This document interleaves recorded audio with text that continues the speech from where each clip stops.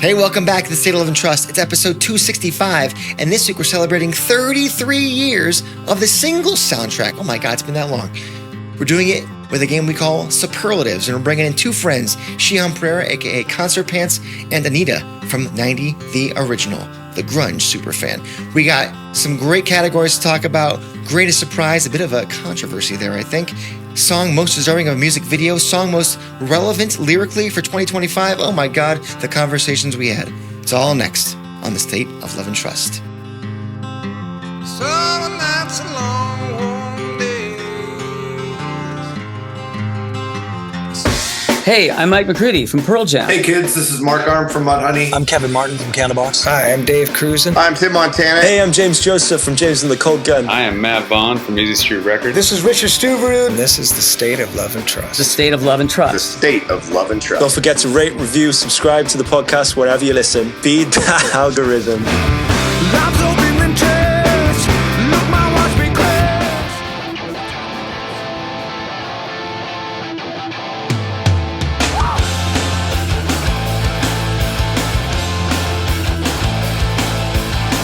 Welcome everybody to another episode of the State of Love and Trust. It's a Pearl Jam podcast, and I'm one of your two hosts, Jason Kerepesi, and alongside me, as always, is Paul Ghiglieri. Third week in a row, you are tapping on the floor tom, snare, who knows what it is. It's whatever the hell you want it to be. It is the percussion that is prone to the power of the pen. It's a lot of P's. It's a lot of There's a lot of alliteration. P's. A lot of alliteration there. Listen, you're watching here on YouTube. You might as well go ahead and like the video, subscribe to the channel, hit the bell for notifications. That would be the best thing to do at this very moment before you find out what's in the episode. Just do that, and that's great. But if you're listening only, Paul, what should they be doing? They should rate. They should review. They should subscribe on their preferred podcast platform of choice. Feed that algorithm. It has a need. We have a need. Feed it. Not quite the need for speed, the need for reviews, because if you're review number 100, you get Jill's cross stitch. Took her 15 hours. This could be yours. Review number 100. Get those reviews in now. Yes, Jill, indeed. thanks you. Feed it because we need it. And if you want to support this show, it is a great time to be a patron. We've got a great community on Discord, and the Patreon giveaway for the month of July. It's a new month, Paul. Month of July. It's the Andy Wood 90 The Original mystery box set. I've been holding on to it. Anita sent it to me. You know, I'm part of the mailing list, and it came in. I'm like, I'm going to bequeath it to somebody else. And now is the time to bequeath it. Look at you. You are just a generous spirit. I'm a spirit. I don't know what kind of generous. I don't know if I'm generous or not, but that is the Patreon giveaway for July. And if you want to support the show in other ways, we do have shirts. We have mugs like this little guy right here. Yep. And anything you buy helps the show, so we really appreciate you. Pardon me. And it is a new month, like I said, so that means it's a new fundraiser. And this month we are raising money for the World Central Kitchen. Oh my God, Paul, the amount of work this nonprofit organization does is incredible. They have served over 500 million meals worldwide. They were integral in helping the victims of the LA wildfires. They are continuing to help Palestinian civilians struggling to survive in Gaza. All across the world, if they need food, the World Central Kitchen is there. So scan that QR code, send them some money, $5 or more. They get the stickers and the guitar pick that Paul's holding. And that sticker as well. I already showed that sticker, but you can show it again. It's fine. And then also, this guy right here. I'll do you something better. How about that, huh? There you go. There's the pick ones from backside. Love a good backside, Paul. Oh, Anyway, we're already off the rails. We just started. We're already off the rails. By the way, if you are the greatest donator to the World Central Kitchen, you will get the sold out limited edition 12-inch vinyl Last of Us EP. So if you fancy yourself a collector and you're like, damn it, I missed out on that Last of Us collab with Pearl Jam, well, fret no more. Send money to World Central Kitchen. Could be yours. Yeah. Pretty cool. It's nice to give back to those who give. So join the community. We've got a community. They've got a community. It's all one community. One Love? Is that what's this? Bob Marley, right? That's his thing? One Love. Absolutely. I don't know reggae. I just know that. People who know more than me are often on this show, and they say better things than I do. And two of them are here today because we are going to celebrate the 33rd anniversary of a fabulous soundtrack, the Singles soundtrack. Paul, can you believe it? It's been 33 years. I can believe it, actually. I was listening to it You're aware of how all time week works. long. Yes. Yes. I was listening to it all week long, and it was bringing back a flood of memories. And so that's why I can believe it. But I will tell you, I'm looking forward to this trip down memory lane with our two guests today. Well, with no further ado, let's bring in guest number one, returning champion number one. You know him, you love him. Concerpants, a.k.a. Sheehan. There he is, ready to roll. Hey. Happy to be back. Thank you for having me. Always a pleasure, Absolutely. Sheehan. Hey, Absolutely. You know what? I got you. How about that? There you go. There's always one My left in man. the chamber. My man. There's always one. And to join us, round out the foursome, because you'll understand why there's four people in a second. It is 90, the original. And I would say grunge's biggest fan, the superest of fans, possibly. Definitely. Anita Salmashuk. How are you? Super fan, yeah. Anita, we heart you. So happy to have you back. So happy to have you back. Thank you, guys. She's back from Poland. The vibes are good, right? Yeah, I'm happy to represent all the girls out there who love the grunge music. Yeah. As you do week in and week out. You know? It's great because you're going to balance this testosterone-filled review fest that we're about to embark upon. So I think That's my plan. Paul's saying you have enough estrogen to cover the testosterone from the three of us. Of course I do. So something tells me as we age, our count has gone a little lower than it used to be. So I'm pretty I was gonna confident. say, I appreciate being part of the Sheehan, how's your T count? out there. Yeah, exactly. Where is this going? I don't know. I had no idea. Anyway, Off the no rails idea. yet again. All right. Let me ask you guys a question. Before I didn't even say what the hell we're doing yet, but before we dive into this album, when you guys were listening back to the album this week, as we were all researching for this, when you heard certain songs, did it bring you to that point in the movie, like immediately? Oh yeah. Yeah, in a lot of ways it did. But I actually had heard the soundtrack numerous times before I saw the film. No. Interestingly enough, yeah. So it's the opposite way for me, where a lot of folks would see the movie and then they would dive into the soundtrack, right? I had heard the soundtrack and owned it for an extended period of time before I finally got around to seeing the film. So I have this separate anchor chart of memories for every one of these songs that then gets coupled with the film. So there are many songs on it that I continue to have a relationship with outside of the movie and outside of the soundtrack. So it was a roller coaster of like, oh, this song again, and then oh my gosh, yeah, the movie. So interesting to look back, to listen to the soundtrack full through. Can I tell you that I have the CD in one of those massive 500 CD books in my storage area. Love those. And I remember Binders. years ago, I think actually during COVID, because during COVID we had all the time in the world. So I was, what am I going to do? I'm going to re-rip all my CDs to the highest easy possible access, quality. buddy. Easy access. Don't have to show off. You don't have to show off. It's even got the sticker still on it. Look at that. Huh? Excellent. Is that an OG? Is that an OG 90s That's an CD? OG. Yeah. Wow. It still smells. Well, we know what it smells Like cologne. Yeah. How scratched is the CD though? Let's find out. Let's see if this. How responsible was Paul? That was responsible. Oh, it's pretty that's clean. good. Exactly. That's good. Yeah. I think it's pretty good. Well done. Well, I'll tell you what. Nary a scratch. Thank you very much. You know My- what? 'Cause my I didn't- version I of didn't that- pop it into the car CD player. That's why. Exactly. My copy of that CD, I did not buy. That was a CD that my friend rented, I guess.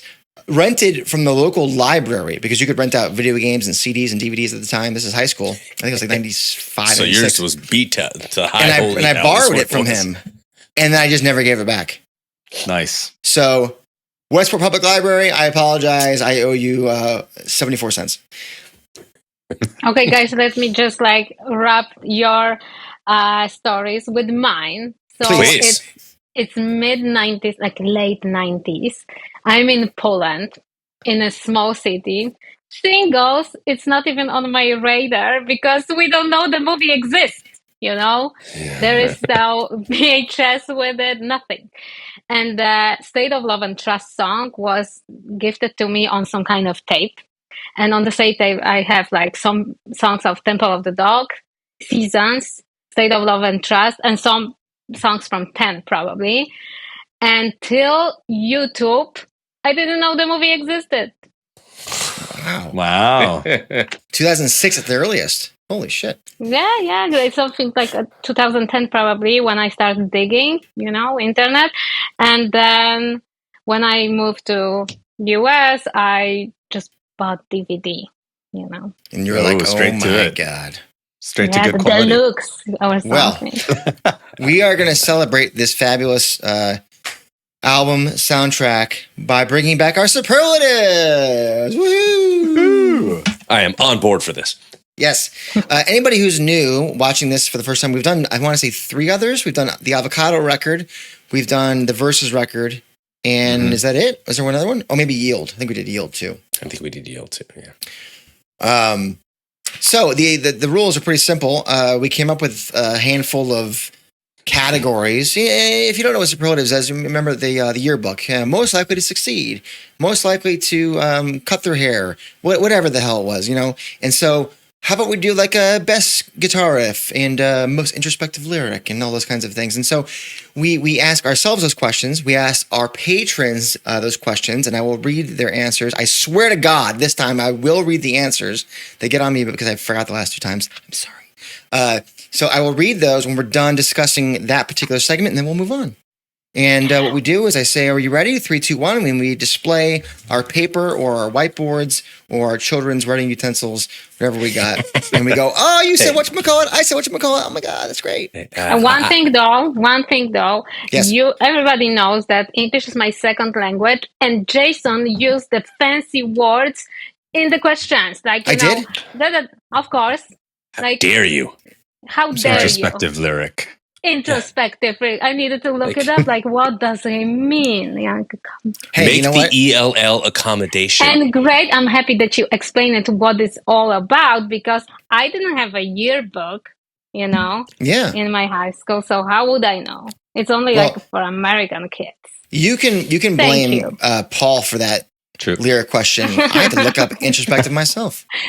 Oh, I blame you. Anytime Paul introspective. starts talking, I need to grab a thesaurus. Yeah, seriously. Give it. He dropped bellicose I on me came last under week. fire for using bellicose last week. Yeah, what the hell is that? I have no Jesus. idea.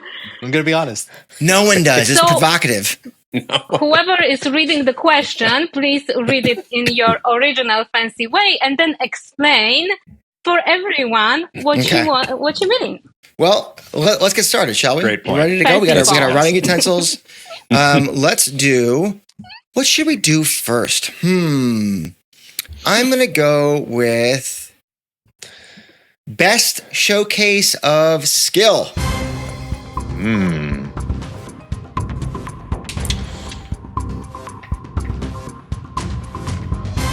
Did I write it correctly? There we go. Yes. Okay. Now, is this the song or a specific moment in a song? It's It'll whatever be a you whole want it to song. be. Okay. I guess, as long as you can explain it. All right. We're going to display in the count of 3. In 3, 2, 1. Ooh. Okay, so both Sheehan and I say seasons. Anita says Wood from Alice in Chains, and Paul has Drown from the Pumpkins. Paul, let's not start with you. Let's start with Anita. Okay. So I applaud that choice. what I meant is the harmonies. Ooh. It's the harmonies when Jerry and Lane sing together in the harmonies. So I really like it. I really like, because in other bands, let's say on this record, we don't have a much of, harmonies from 2 voices. So for me, this is the one. That's kind of the hallmark of Alice in Chains. So yeah, that's a great choice. Let's go to Paul so that Sheehan and I can discuss seasons in a second. Paul, what do you got for, what did you have again? I went with Pumpkins. the Pumpkins. Yeah, I went with Pumpkins. I just think it's, if you're going to pick a song from that era, the Rhino era of Smashing Pumpkins, I thought that one was really layered. I like the different movements throughout the track. And I think that at that time, people kind of had this conception or perception, I should say, of the Pumpkins as kind of just like this power chord driven, rock band, basically. And I felt like that really showcased a dynamic quality to their music. And I thought, lyrically speaking, anyway, there's a lot of depth in that song. And I thought it obviously as a standalone track, it wasn't necessarily written exclusively with the film in mind or anything. So, but it fit the film so very beautifully. So I thought as a showcase of skill, I mean, you could argue for just about any song on this record, I think, in a lot of ways, as a great showcase, an exemplary showcase of skill. But I thought that particular example of a Pumpkin song is not what you would expect from the band, but I thought it's a highlight from that era of the band in a way that showcases their multifaceted approach to composition. So that's why I went with. Right, like Birth Ritual, Breath, State of Love and Trust, and even Wood, which I adore, love that song. I thought that all of those songs are very characteristically representative of what we would expect from those bands at that time. And I felt like Drown kind of showed a band that was dynamic in ways that were very different, I think, than those bands. And so, obviously, the pendulum is shifted. But the record label really wanted that to be on Siamese Dream, and Corgan was like, "Nah, I'm gonna put it on this soundtrack instead," and they wanted it to become a single. It wasn't a single, but it got played on the radio anyways.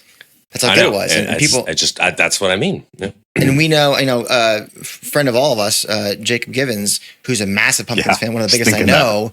He his favorite song is Mayo, but he says that Drown. I think he told us a year ago when he was on the show that he thinks Drown is top tier, and I think he might be right.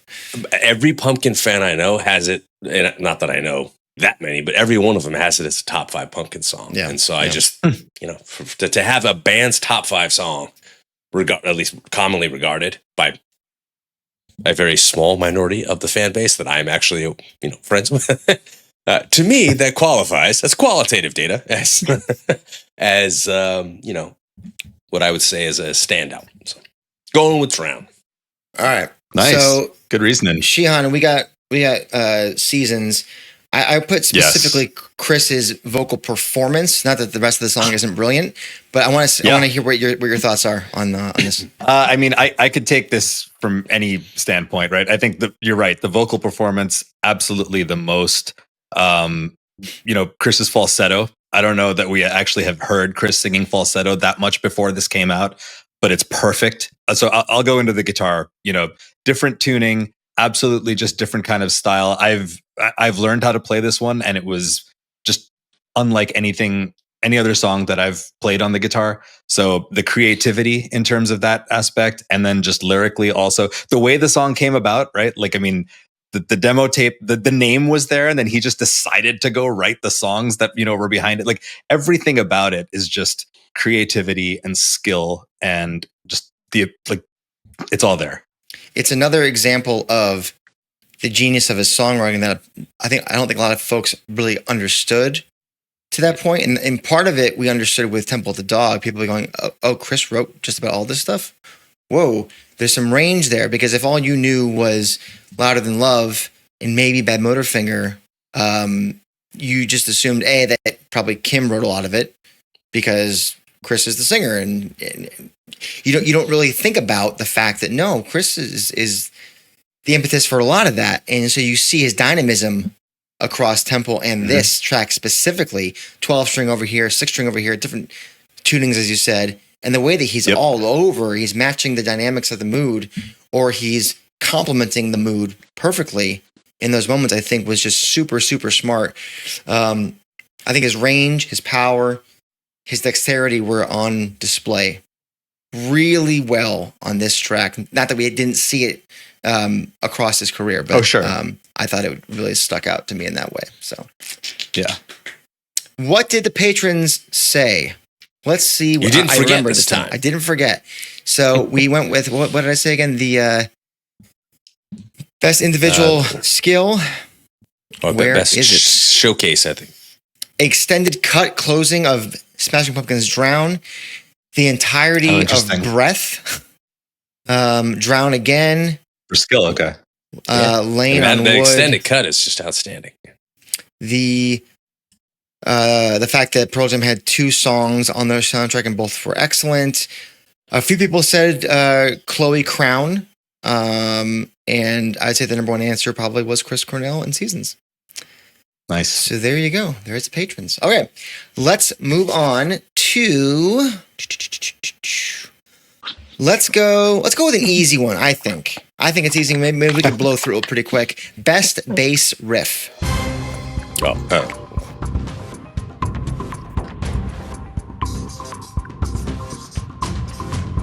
Ready to roll.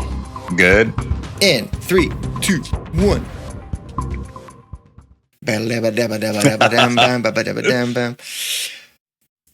Wood. I mean, Mike Starr just doing the business. Yeah. So, I'll Enough go said. back to you, Sheehan. Anything you want to add to the fact that?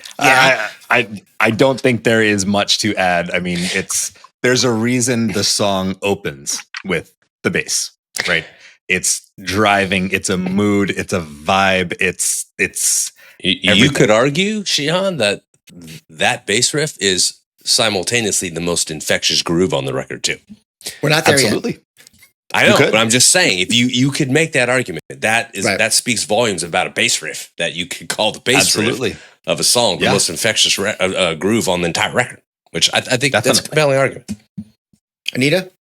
In my opinion, it was easy one. As you said, it was easy one. And there is a reason, I don't know, guys, probably we all follow Grunge Bible, guys from Grunge Bible. Every Monday morning, it's like a tradition.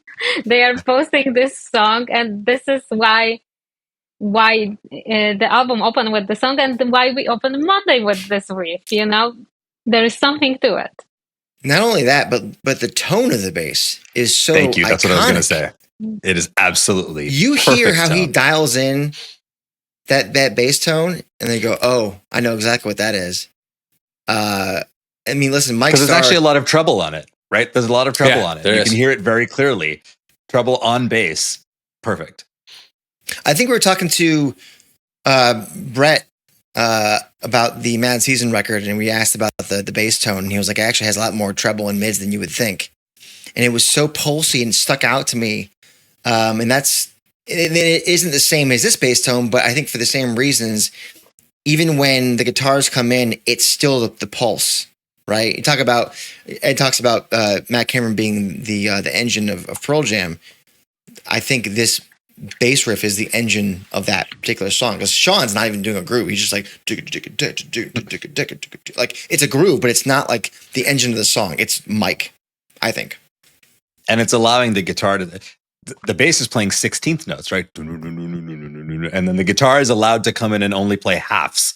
Bow, bow, bow, because the bass is doing all the work and filling in all the space. There's room. Yeah. Okay. Well, you know what? I'm going to take Paul's lead here, and we'll go with most infectious groove next. Okay. I got to clean my eraser. It's making everything black and gray. Yeah, I don't have that problem. I just push a button. Shut and up, back man. to ground zero. So. You're in your light bright over there. What do I have? All right. 3, 2, 1. Ooh. I can't see Paul's. Paul's Chloe Dancer. Okay, so Paul's got Chloe Dancer. I've got Birth Ritual, State of Love and Trust for Anita, and Dyslexic Heart for Sheehan. Anita, talk to me about State of Love and Trust, the namesake. Well, for me, when I listen to the song, and then I would wanna,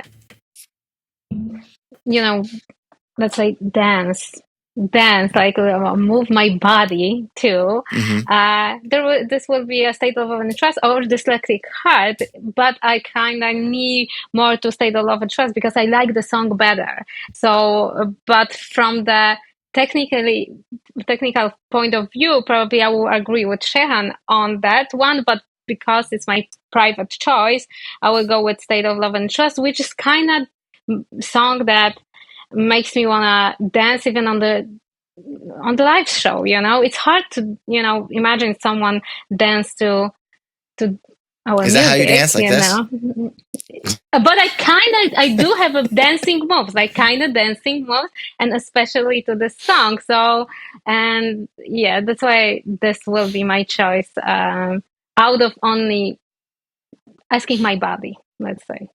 Nice. And I Right. just use the groove word. The other one, fancy Paul, Get stuck I in your just head. kept, you know. Hey, listen, Shakira said it best. The hips don't lie. So if you're moving, There we go. it's all gravy. There you right? go. Well, also, Anita, you're going exactly along with the movie. Because remember, the movie is Oh, like, yeah. are we still going to go out dancing? It's like, of course we're going that's to go out right. dancing, Yeah. and they were dancing to "State of Love and They were- Trust." Yeah, they were dancing. That's I amazing. wonder how they Well said, later Sheehan. it was birth ritual, and this is like hard to dance, but probably I could find a way to dance. Oh, I'll let you know how I can dance to Birth Ritual in a minute.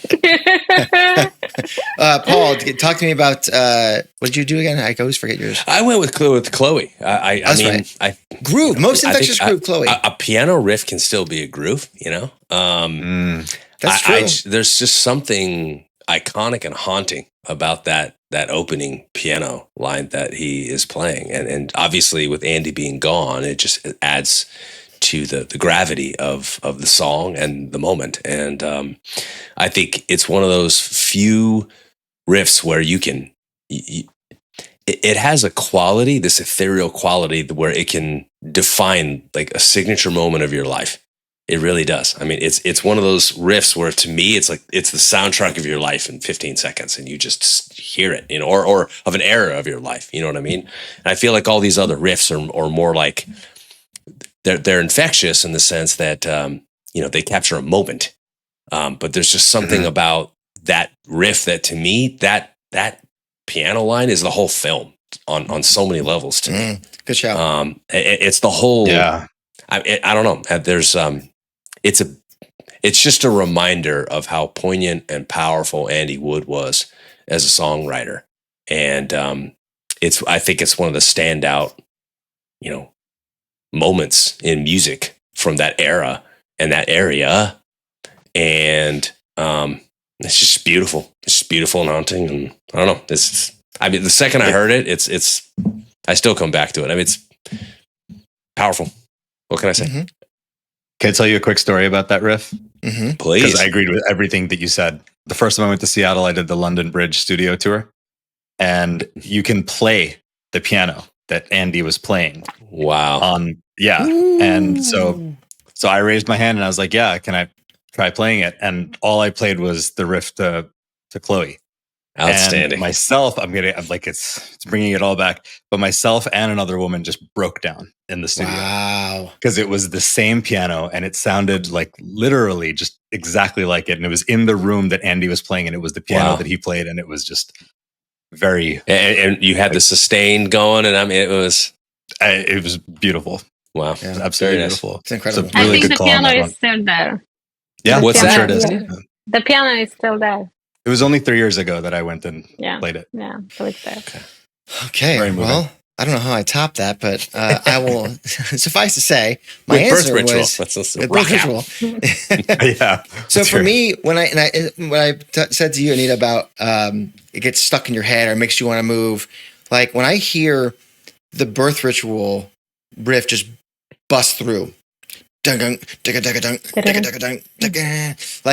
first of all, I'm brought back to the movie immediately, and to that scene where they're playing, you know, the show, and it makes you just want to, and that repetition, because it happens so much throughout the song that it gets stuck in my head. I think that you have such symbiosis between, you know, it's a Matt Cameron riff, and between his playing, Chris and Ben and Kim playing the riff, and there's just a root note. There's nothing fancy about it. It's just straight ahead. It's thick, it's heavy, it's groovy.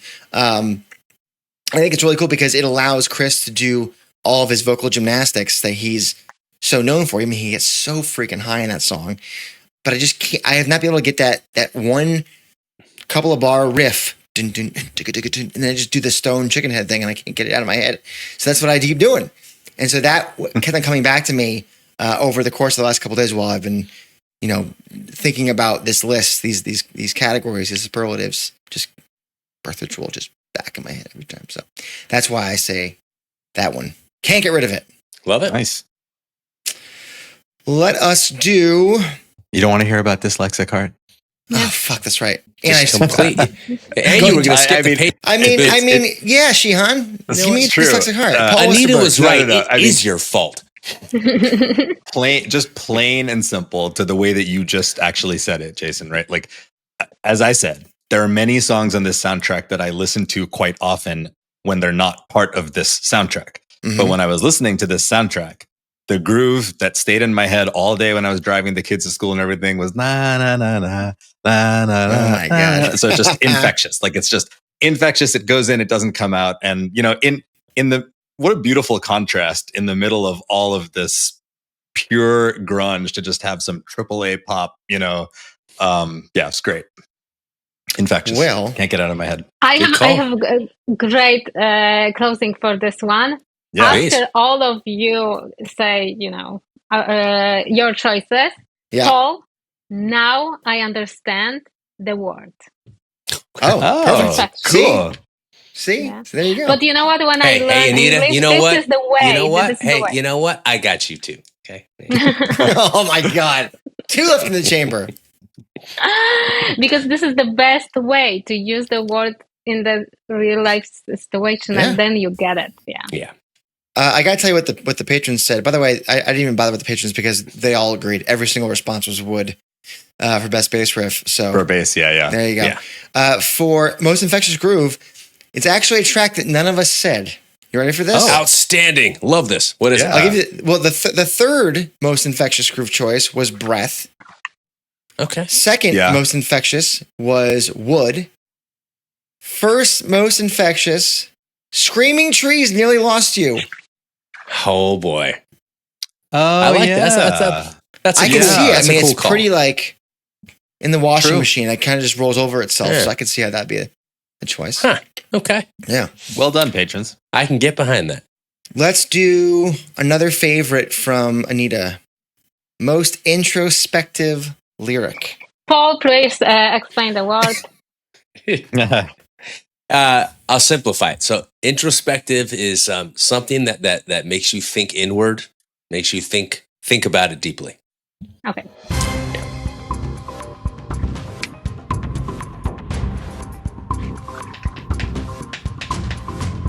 If you can write the whole thing, great. If it's too many lines, then just write the song, I guess. I think you and I have the same thing. Okay. 3, 2, 1. Wow. Okay. Me and Anita agreed with Seasons. I'm curious to see which section, if any, specifically she has. Everybody Loves Us from Mudhoney, and that's a great choice. And State of Love and Trust from Pearl Jam. Let's get me and Anita out of the way. So, Anita. Yeah. I'm going to tell you the section that I wanted to focus in on, and I want you to tell me what yours is. So I have, if I should be short on words and long on things to say, could you crawl into my world and take me worlds away? Should I be by myself? Sorry, should I be beside myself and not even stay? I thought that was like, did anything pop out to you specifically from this song? Well, let's start with this one. I could easily write Seasons and show it like of each of your questions. Yeah. But I didn't want to spoil the fun. Yeah. So for this one, I often post about Seasons, and anytime I'm going into Seattle, I feel Seasons. For me, Seattle is Seasons. Somehow, this is the anthem of the city, and I'm left behind as the seasons go by, and especially right now when he's not here and the seasons are rolling by, another anniversary of Chris's birthday or death, and words keeps spinning around and he's not here. So yeah, that makes me think a lot about stuff, especially when I'm in Seattle. Yeah, this one for me, I think he said, Chris did, that it was kind of about Seattle and that things were moving so quickly for the scene, essentially, for all the bands. Things were just accelerating. But I also look at it as a plea for help. And I don't know that he meant it in that way at the time. And I think you could argue that a plea for help kind of clouds a lot of his existence and a lot of his writing, which is sad to think about, obviously retroactively.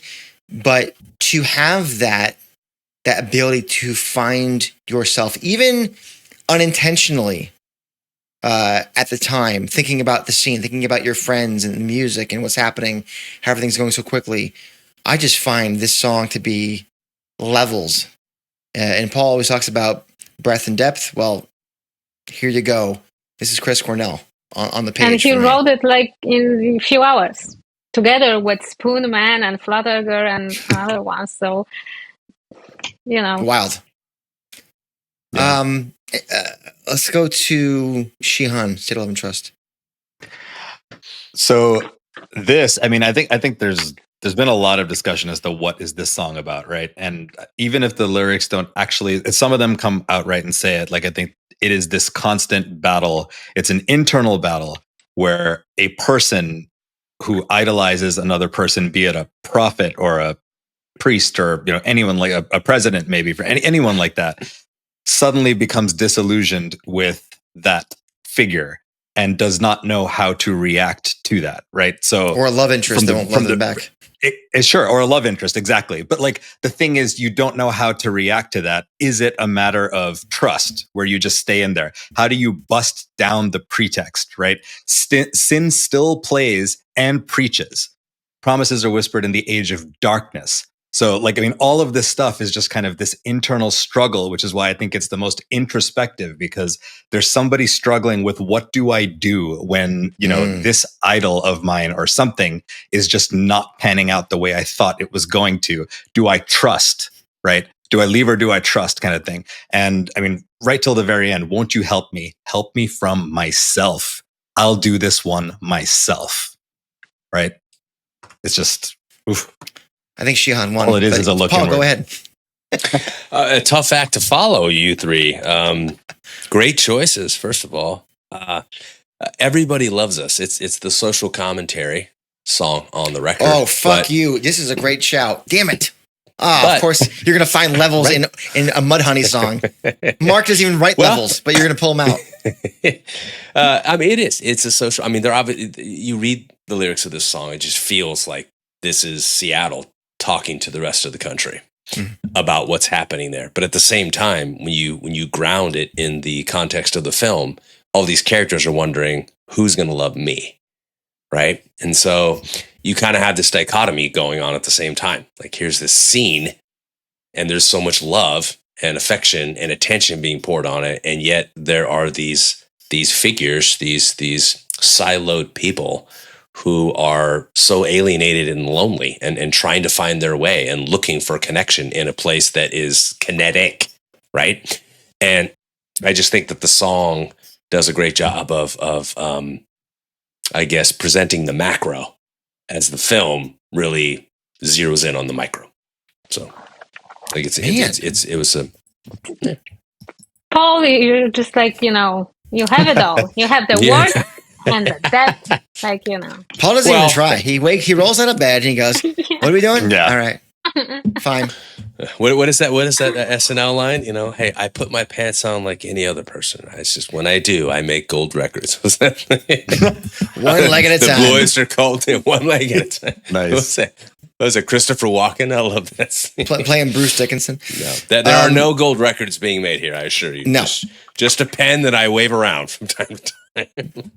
We've got a bunch here from the Patreon members. I would say if I could kind of narrow it down, one that I think was actually really cool that none of us touched on: "Know Me Broken by My Master." Ooh, if you don't self-aware of your problem, that's a pretty good one.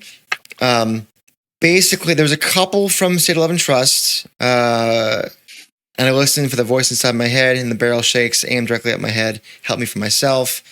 But the vast majority were basically every selection from Seasons. Nice. But I like all of our choices. I like my children. I love them all. All right, well, let's move on to Greatest Surprise. Greatest Surprise.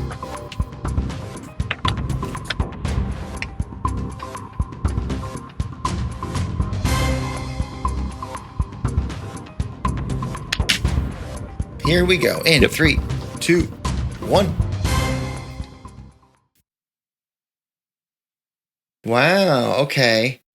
So what does that say? Anita says, Nearly lost you. "Nearly lost you." Nice. Screaming Trees. Screaming Trees, and then you got Battle of Evermore, the cover Battle of Evermore. Paul, May This Be Love is a Jimmy song, and I got Paul Westerberg songs. I'm guessing that all of your surprises are positive ones. Yeah. Mine's not. My surprise is that I was unpleasantly surprised because Paul Westerberg, he's pretty iconic singer, the Replacement songwriter, and that's a good band. I think both of these songs, and the fact that he had two of them, and I thought both of them were quite bad. I don't like either of them at all, and I don't understand how he could write a bad song, number one, and two, that Cameron Crowe would allow him to have two of them on the album when I don't think either of them were good. I find them cheesy. I find them like Muzak level stuff. It feels like he wrote them in 5 minutes. I don't get it. And not to throw you under the bus, Sheehan, you wrote Dyslexic Heart earlier. A special shout out for that one for me. I just don't get how. I get the groove. I get how it's catchy, but I don't think the words match it. Can I ask you? Yes, please. Is this in the context of an album or in the context of the movie that you are making your observation? I think the context is you could have a lot of great songs from bands from the area that fit the motifs of the record. The record. Right. The soundtrack, the music that makes up the vibes of the album, right? That's what of the movie. So when I think about picking songs that make sense within the context of the plot and having so many high quality songs across the album, these two stick out like sore thumbs to me in that I don't find them particularly good. Even if the themes are relevant to the movie, why not get better versions of those, in my opinion?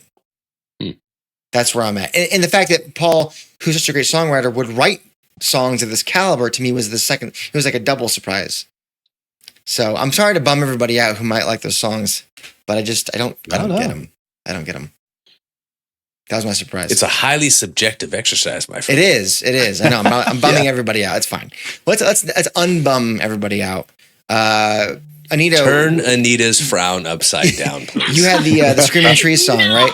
I just want to add that right now, I'm involved in working with one movie, and I kind of understand that sometimes you need to give something to the audience that you are not counting on for, So here, scrapping with Pearl Jam, Soundgarden, and everything, who's gonna show up, who will be fan of the movie, and then you add something more. This is still romantic comedy, and you need to have something that it's easy to take on. That's why probably movie starts with the song, because it's easy. Like, come on, you cannot have birth ritual at the very beginning, no. as an I'm not opening. suggesting I that. understand that you probably would think that but what else could be soft and poppy? Like, there was maybe something from Mother Love Bond, but that's why I would defend here a little bit, because as a total, it needs to, fit so many people around. And coming back to why I was surprised, I'm surprised only because after reading Mark Lanegan's biography, he himself and this band, it's such a display. Like, they are not really band that is going somewhere in the direction of having any success. Like, they are just playing, and then having them on this kind of really commercial product, that they barely hang on to the life, itself, and committed to something like that. And there will be promotion, concert, and everything, and you need to step as a band to do that. well, that's a surprise for me after reading Mark Lanegan's biography, autobiography, that he was able to commit, or maybe he. But the song itself, I like it. All right. Sheehan. Nice. So I went with Jimmy, right? May This Be Love. I think there are a couple of things. Obviously, he's got the Seattle connection, but he's the only, again, listening to the album, right? It's the only departure from this era for songs. But not just that. I mean, they chose May This Be Love. Jimmy is probably, second or third for me, where Pearl Jam is at the top, and I listen to a lot of Jimmy. This song is relevant to this soundtrack because of its lyrics, right? Mm-hmm. Not because of the music and not because of what Jimmy is actually known for.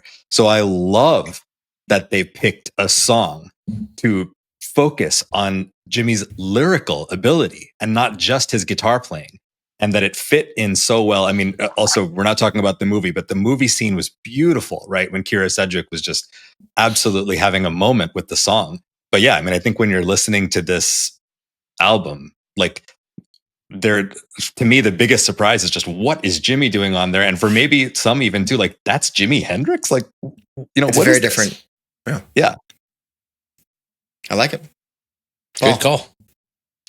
I mean, why do we have a cover of a Led Zeppelin song that is drenched in Arthurian legend and Lord of the Rings? I mean, I don't know. It's first of all, I like the cover. I thought Love Mongers did a fantastic job with it. But at the same time, if you're going to take a Led Zeppelin song, there are so many in that catalog that can thematically fit this film on so many different levels. It just feels like it was a surprise to me. You know what I mean?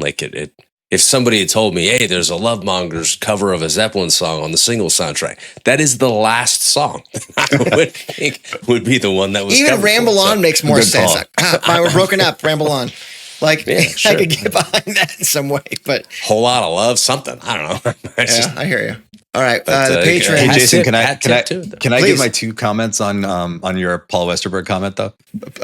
There are two things that I just want to give you food for thought on it, right? Sheehan. Yeah, just 2 things. Yeah. I get you, right? It is not like his usual stuff, but perhaps you can also appreciate that he is able to write songs that are so different from what you usually hear that cater so well to this movie. He's able to kind of put on that other face and say, okay, look, I'm going to do what is needed, right? Which is what artists need to do oftentimes for soundtracks. And I think the other thing, right? I liked how it stood out. It was a contrast to the other songs. Mm-hmm. Part of, and this is almost like a comment for the end of this thing, but part of the beauty of this soundtrack specifically is it's like a mixtape. Right? Mm-hmm. It's not like an album that was written in the studio by one band that flows really well together. This is a mixtape. It's like what you give to your crush, which kind of goes along with the whole movie theme and everything like that, right? Those 2 songs take that dynamic, the mixtape dynamic, to just an absolutely different level. Without them, it's like high fidelity, it's right? not. Yes, exactly. I do love the mixtape aspect of a soundtrack like this. I will give you that. It is different. I'll leave it there. I'll leave it there. Food for thought. Yeah. What do the patrons have to say?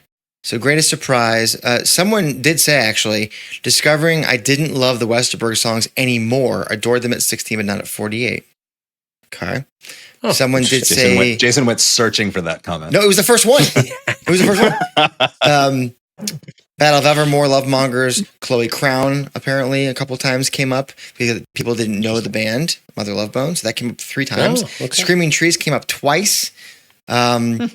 Someone said Drown. When I got this soundtrack when it first came out, I thought the Pumpkins were from Seattle simply because of the soundtrack for this album, or for this movie. Then I found out they were from Chicago, and the 30-year disenchantment with SP began. That was funny. All right, let's do most timeless song, musically speaking. Most timeless song. Musically speaking? Musically speaking, because you have another... I didn't know it was only musically speaking. Did you not look at the link that I sent you that said that? I did, but I only wrote it down as most timeless song. Well...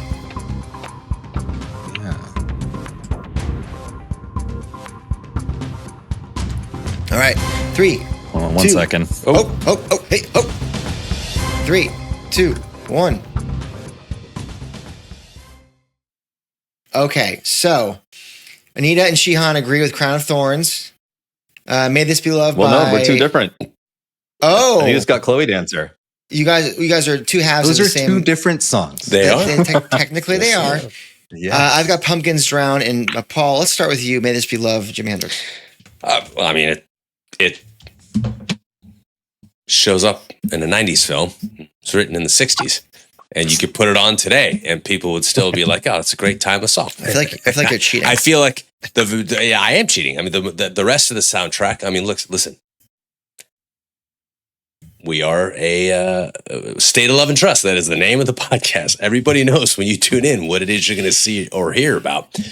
That being said, you know, you could put this record on, and I could easily hear somebody say it sounds dated.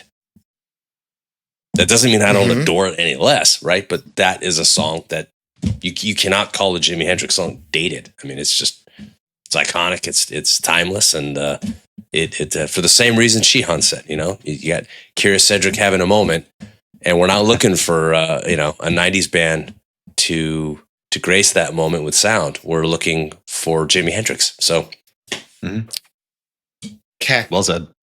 Mm-hmm. You two, go. Let's start with Chloe, with Anita.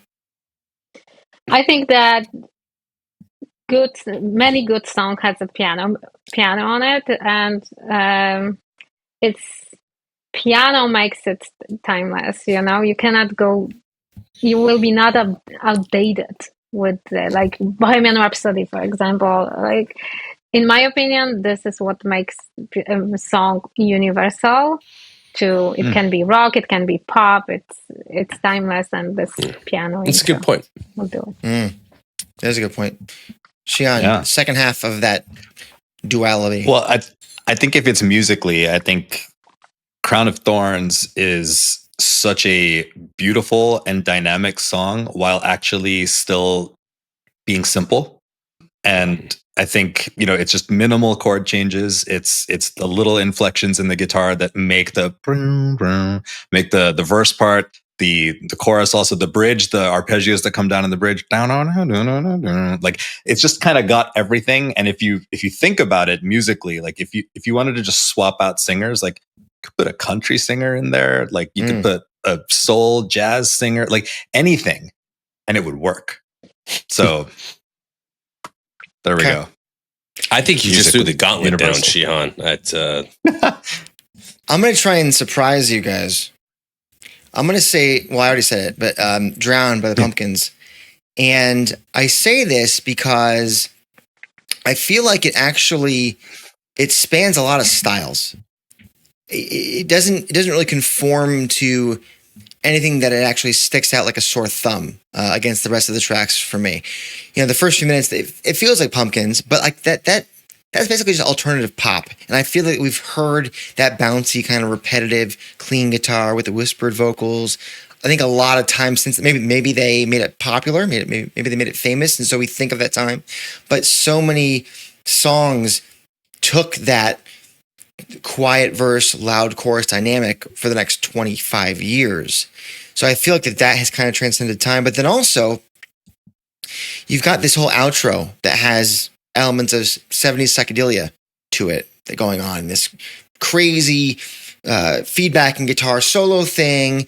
You could even say that there's grunge elements going on, maybe even across all of it. And I feel like while it could be rooted in that era in some ways, the other parts of that kind of put their foot in other decades. And so if I hear this song now, I might start to think, oh, this sounds like something from the Pumpkins from the 90s, but then it goes off in a completely different direction where I recognize music from Pink Floyd, or I recognize some stuff from maybe even Tool's catalog, where it kind of just goes out there and it's a noisescape of sorts, maybe even some shoegaze type stuff. So I think it transcends a lot of genres. And so for me, that's why it's the most musically timeless, because it has a hand in everything, I think. That's a great take. Nice. What do the patrons have to say? Well, there's a tie for third most, and that song those songs are Alice in Chains' Wood and Chloe Crown Mother Love Bone. The second most said answer was State of Love and Trust, which I love the song. I don't agree that it's musically timeless. The number one, I want to get your thoughts on this. The number one patron answer for timeless, musically speaking, Seasons. Yeah, I think so. Yeah, I can see that. Anita, what do you think? That's far off. Well, of course, I will get. We know you love the song, but is it timeless? Does it feel like it could be played at any point? It is because it's acoustic song. Like it's acoustic sound. It's similar to the one with the piano. But with acoustic song, you can do whatever you want. You can, it's stripped from everything, and then it's just a guitar and vocal. So you cannot actually feel the decay. I love her. I love your phrasing there. You cannot feel the decay. A tip of the cap to you. Well said. That's actually a really, really good answer. And like now that I'm thinking about it, like this was in the 90s, right? It could easily be like a Cat Stevens kind of song in the 70s or something like that. It could easily be a Delta blues song, right, in the 1920s. But it actually, Seasons, it could be like from the Baroque period, played on a lute, or well, it actually has that. It's funny you say that, Sheehan, because I don't know if you've seen the video of Eddie Vedder covering this in Dusseldorf in 2019 with a string quartet playing the music. I do not think I have, but it was a very emotional performance. Like you could play it right there. Yeah, I'm going to give it a shot. Give me the Battle of Evermore. Exactly. You guys know what this is? Paul and his mandolin. No, it's not a mandolin. Everyone doing a what little is it? dance because I'm lost. This is from Morocco. Yeah. It's from Is Morocco. it really?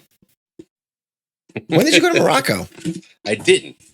Oh, well. My mom ended up going to Morocco, and she brought this back for my son, who's 6. It's in my office now. Yeah, there you go. Learn how to play Soon Forget. Yeah. Well, he's got a uke in there somewhere. You got the uke right here. There we go. Yeah. Oh, Luke. All right, I've got 2 more. Let's fire through these bad boys. All right. Song most relevant lyrically in 2025.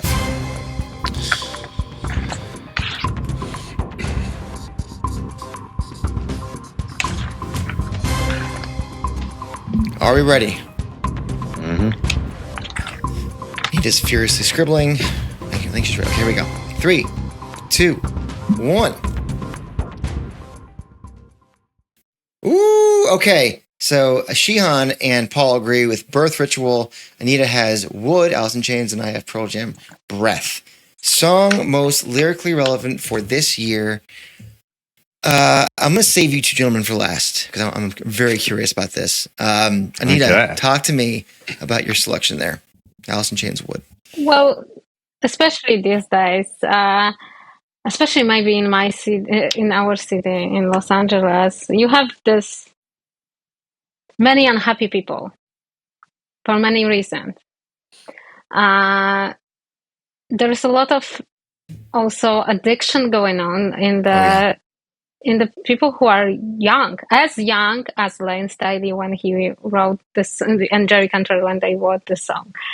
So I believe, drug-wise, it's unfortunately still very, very out there. There's a different drug, fentanyl, and people are dying, and it's like epidemic on the streets, same as it was back then. And for people who, even today, I was talking to one of the guys who was whatever.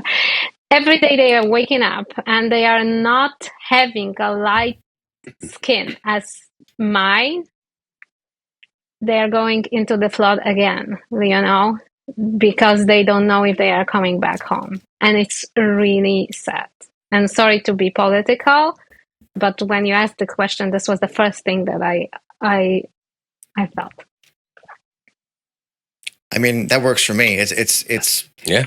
It's a damn shame if anybody is, well, I shouldn't say, if you're outside of Los Angeles and you want to know what LA is like, maybe don't turn on the TV because you're just going to get a sliver. Unfortunately, there is a truth to some of that sliver, which is what you're talking about, Anita, with Skid Row and the fentanyl, and now there's a thing called Trank, which is basically fentanyl and a horse tranquilizer mixed together. Oh, it's lovely. My word. Narcan doesn't even work on it. Yep. Wow. They call it the zombie drug because it creates sores in your skin that don't heal very well. It's dynamite. So that is an issue for sure. And the fact that we're around again to a situation where wood would be relevant is not cool. And it, by the way, it isn't an LA problem. It's a problem for the country. Yeah. So, all right, let me give you my shake before we get into the big boys here on Birth Ritual. So for me, I got Breath because, listen, the bridge. Oh, the bridge. We always love the bridge of this song. Go out, see the world. There's much more than this. No matter like what problems we have, right? They can be cured by reaching out. Talk about having the drug epidemic, reaching out. And I think leaving a familiar, safe place, and Paul, we talked about it last week. Go out and see the world. Take chances on other people. I think, the worst case, it's a learning moment.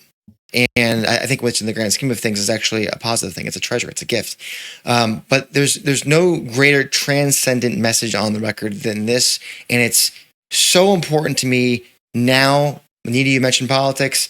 Can we just go out and meet people who don't look and talk and think like us so that we can try and bridge a divide?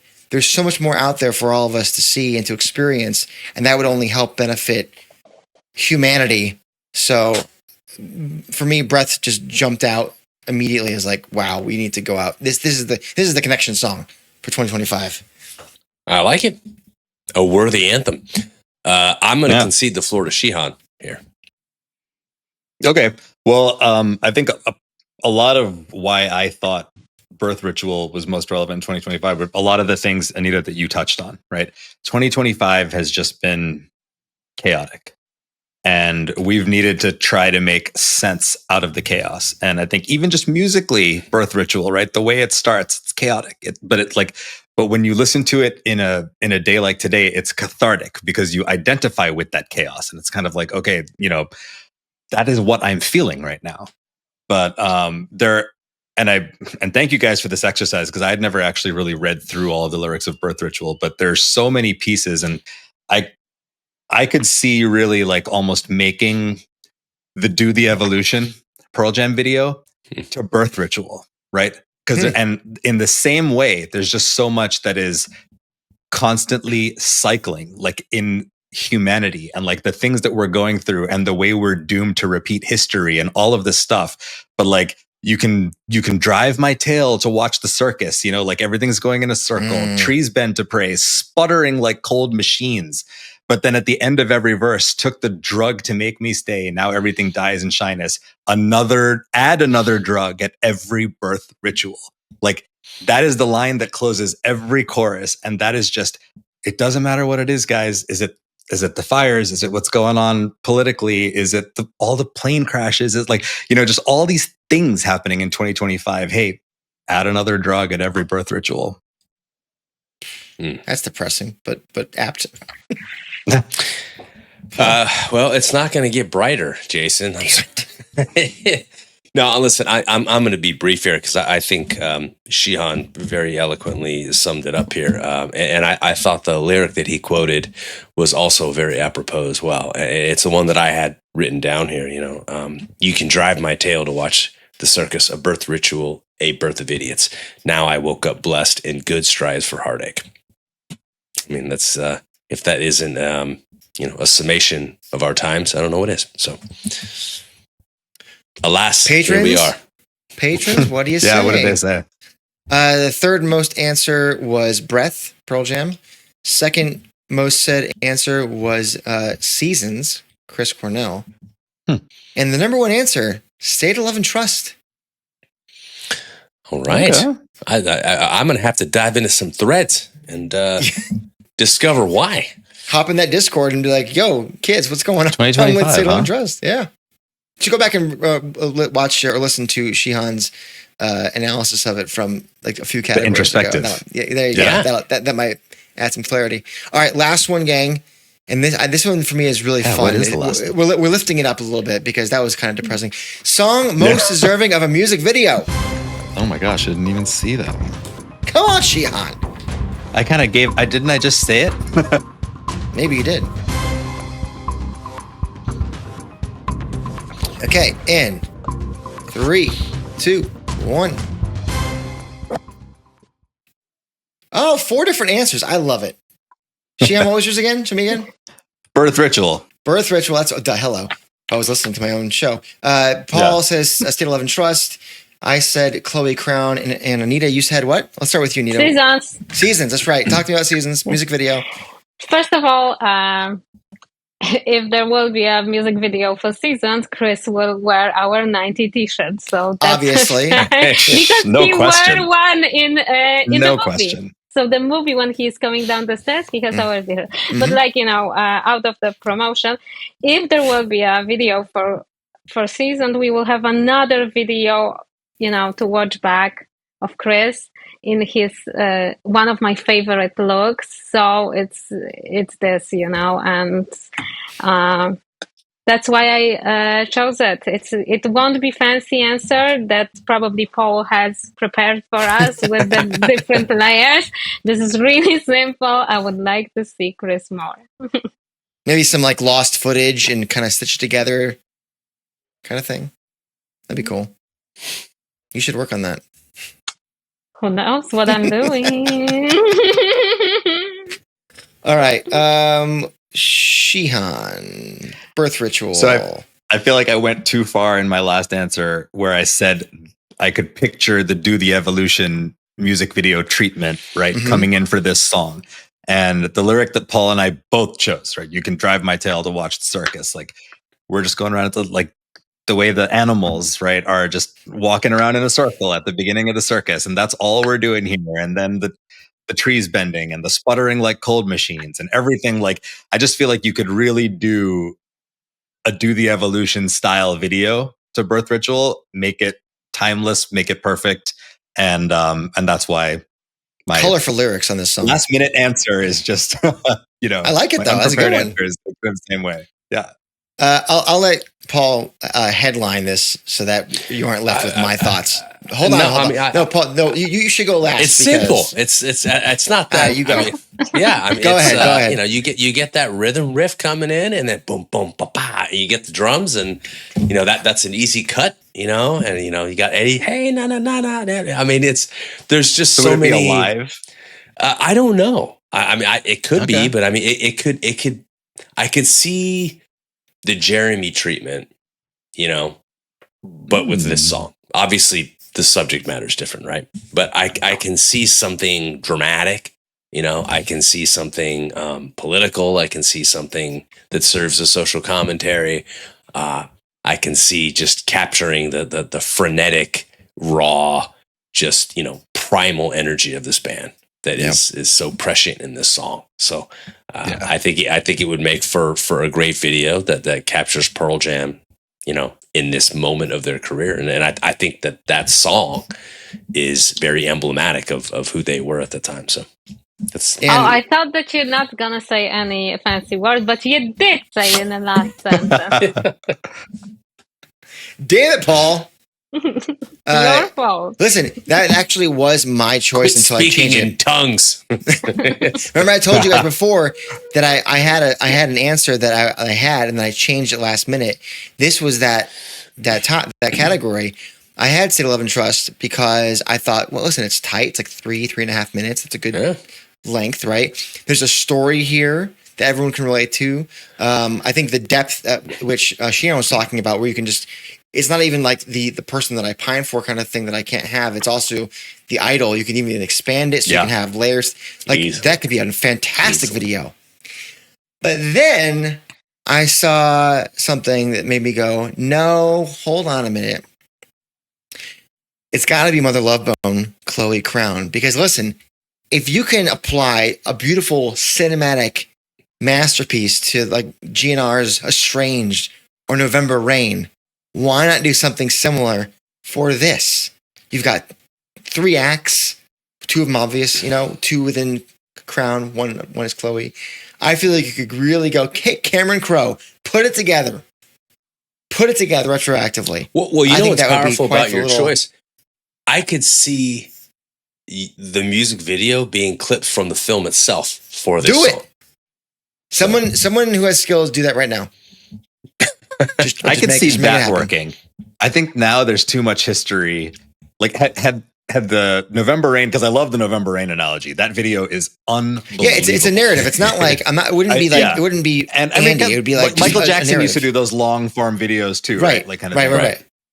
But now, I mean, for the fan base that we are, right? The Pearl Jam fan base, the grunge fan base, like, would we accept a video on that song now, or would it be just wrought with you did it wrong? Like, why did you do it? Sacred. Don't touch that.